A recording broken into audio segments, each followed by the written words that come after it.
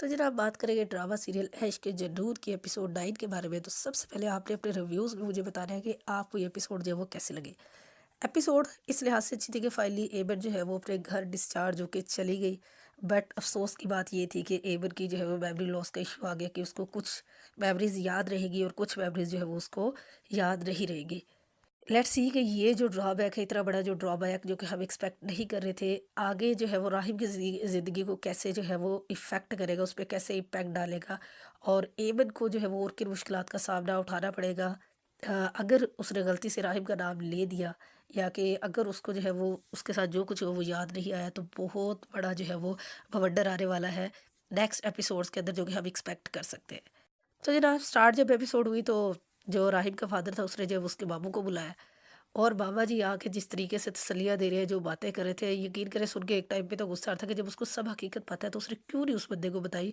और इवन कि जब राहिब पे जो है वो इल्ज़ाम लग रहा है, उल्टा बजाय इसके कि वो उसको सच बताता, उसने ये कहा जी कि हम खुद से इस सारे मामले की जो है वो तहकीकात करते हैं।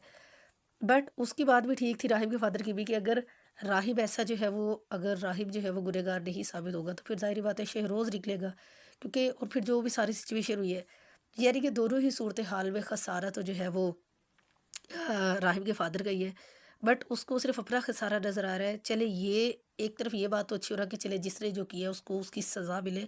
अब बदनामी जो हो रही थी वो तो हो गई, उस चीज़ को कोई नहीं देख रहा।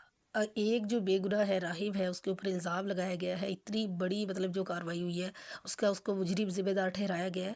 तो उसकी रिस्पेक्ट की, उसकी वैल्यू की, उसको किसी को कोई परवाह नहीं है कि हाँ जी, अगर झूठा भी लग रहा है तो क्या फ़र्क पड़ रहा है? उसको कोई नहीं देख रहा। रिवर के राहिब के फ़ादर का इतना बुरा एटीट्यूड है कि वो उसकी बात भी नहीं सुनना चाह रहा। अगर उसको इतनी समझ है कि अगर वो बेगुनाह हुआ तो कोई ना कोई एक बेटे ने तो ये काम किया है। बट वो भी जो है वो आहिस्ता-आहिस्ता इस चीज़ का कायल होता जा रहा है कि जी राहिब ने ही ये सब कुछ किया है। उसके बाद बाबा जी जाके मिले डॉक्टर साहब से और उससे जी सारी जो है वो अच्छी तरह से तफ़सीलात ली एबन के बारे में, ताकि जो वो अपने केस को अच्छे तरीके से वो कर सके। तो डॉक्टर ने उसको बताया जी कि रेप वगैरह की कोई जो है वो सच चार्जेस नहीं थे या कि मतलब इस तरह की कोई भी जो है वो चीज़ें नहीं मिली। लेकिन बाकी जो है वो उसकी कंडीशन जो है वो मतलब जिस तरह भी है कि थोड़े से दिन में जो है वो उसको डिस्चार्ज कर दिया जाएगा।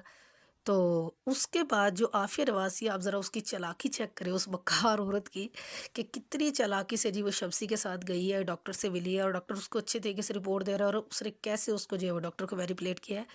अच्छा, डॉक्टर्स की अगर इस डॉक्टर की मैं बात करूँ तो मुझे समझ नहीं आती क्या इतना ही आसान है अपने जो आपका पेशा है उससे जो है वो गद्दारी करना, अपने ईमान को चंद रुपयों की खातिर जो है वो बेच देना। मतलब ये जो कहते फिरते रहे मेरी औलाद, मेरे बीवी बच्चे और जी मेरी फैमिली और ये चीज़ें, मतलब इतना आप अल्लाह ताला की नाफरमानी करते हो, आप वो काम करते हो जिनसे आपको मना किया गया है, सिर्फ इस औलाद और बीवी के लिए जो कि सरासर फितरा है। और आप अपना सब कुछ मतलब सबसे पहले तो अल्लाह ताला की ज़ात है, अगर आपने अल्लाह को ही भुला दिया तो फिर आप ये भी याद रखें कि ना तो आपसे आपकी औलाद वफ़ा करेगी और ना ही आपकी बीवी। तो ये बंदे की सरासर भूल होती है कि उनको हर तरह की आसाइश और जो है वो मतलब सहूलियत देने के लिए वो अपने ईमान तक का जो है वो सौदा कर देते हैं। और ये सौदा जो भी करेगा, जहाँ पे भी होगा, जिस भी रूप में होगा ईमान का सौदा, वो इतना ही दुःख भरा होगा या कि इतना ही जो है वो तकलीफ़दा होगा, जो देख के जो है वो बर्दाश्त नहीं होती ये चीज़। तो ज़िंदगी में ये तो फिर ड्रामे में जो हकीकत दिखाई हुई है कि उसको जितना सब कुछ मिल रहा है और फ़ौरन से वो अपने पेशेंट के साथ ये सब कुछ करने के लिए रेडी हो गया है कि जी एबर की जो याददाश्त है वो किसी तौर पे भी जो वो ठीक नहीं होनी चाहिए। तो ख़ैर एक तरफ जहाँ पे ये सब कुछ है, दूसरी तरफ जो शहरोज़ है वो अपने दोस्तों को जी लालच देने में और उनको पटाने में कामयाब हो गया है कि जी राही भाई का इनाम लेना है और ये है कि भई यहाँ से जो है वो किसी ट्रिप पे चले जाते हैं, कुछ अरसे के लिए गायब हो जाते हैं सिनेरियो से। तो वो लोग भी जो है वो सोच रहे थे और फिर ज़रा काम चेक करें उन लोगों के कि खुद से ही इतने बड़े शाहकार निकले कि उन्होंने जो है वो बगैर वो किए हुए और उसकी जो है वीडियोस अपलोड कर दी राहिब की। और मतलब पैसे के चक्करों में कि जी जो शेयरोज़ है वो तो कभी ऐसा ना हो कि अपनी कमिटमेंट से जो है वो मुकर जाए, तो क्यों ना इतने पैसे जो है वो हम खुद ही जो है वो इससे वीडियोस के व्यूज़ से जो है वो हासिल कर लेंगे। और वही हुआ कि वीडियो जो है वो जंगल में आग की तरह फैल गई और हर बंदे के पास वो वीडियो चली, क्योंकि ज़ाहिर बात है मामला गर्म था और इस तरह की वीडियो जो मंजर आम पे आती है तो वो उसके अंदर आग के अंदर जो है वो और शिद्दत जो है वो शिद्दत का बायस बनती है। और आफिया नवाज मैडम साहबा की एक और चालाकी देखें कि जब वो गई है शहरोज़ के पास, पहले तो उसने पता करवाया जी किसने ये वीडियोस अपलोड की है। फिर जब वो शहरोज़ के पास जाती है तो शहरोज़ तो डर रहा होता है कि जी उसके अब उसको गुस्सा करेगी, लेकिन आप सूरत की बक्कारी पे हैरान है, बक्कारी चेक करें कि भाई अभी ही डायल करवा दी अच्छी तरह से, राहिब बदनाम हो जाए, सब लोगों को यकीन आ जाए ये वीडियो देख के कि राहिब ही कसूरवार है। उसके बाद जो है वो डिलीट करवा दी और सारा पता करवा लीजिए कि इसके दोस्त ने ये हरकत की है। खैर, जहाँ पे ये सारा सब कुछ चल रहा था, एबर भी जो है वो डिस्चार्ज होकर घर चली गई थी। तो एबर की कंडीशन बस ऐसी है कि ठीक है, वो अपने घर वालों को तो पहचान रही है, लेकिन उससे ज़्यादा उसको जो है वो कुछ भी नहीं पता इस चीज़ का।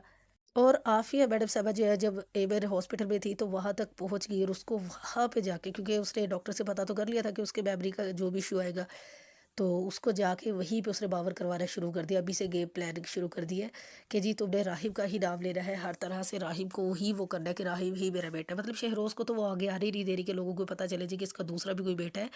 तो वो जस्ट राहिब फ्रंट लाइन पे है, तो हर तरह से हर चीज़ को संभाल रही है सिर्फ अपने बेटे को बचाने के लिए। ज़रा चेक करें। और वही बात है कि ये एक टाइम तक है, क्योंकि जो सच है उसने तो जो है वो साबित होना ही होना है। फिर ना ये मैडम बचेगी और ना ही जो है वो इसका बेटा शहरोज़। और एट द एंड आप देखें, ज़रा हरकत चेक करें कि किस तरह से शहरोज़ साहब जो है वो आके बैठ गए अपने मामा और अपने अब्बा के सामने, और आके एक नई स्टोरी जो है उसने शुरू कर दी कि एमन ही इस तरह की लड़की थी और वो भाई को तंग कर रही थी। तो इनका देखें सही बकर और फ्रेम जो है वो कहाँ जाके जो है वो थमेगा। लेट्स सी कि नेक्स्ट एपिसोड में क्या होता है।